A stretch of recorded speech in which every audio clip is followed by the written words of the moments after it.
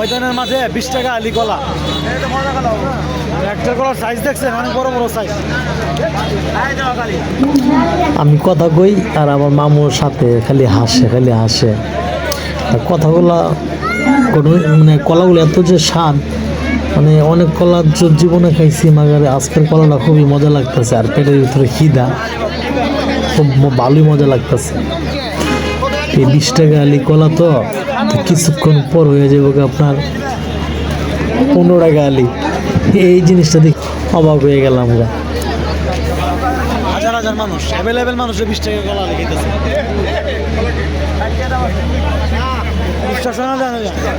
কলার ছিলকাগুলা দেন, অনেক ছিলকা। এই যে তার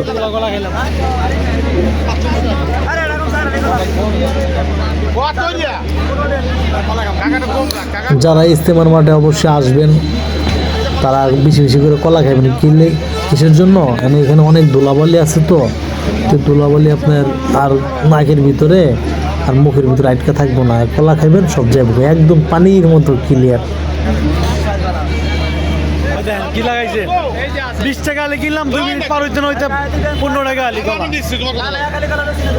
ভাই এটা কথা ভাই,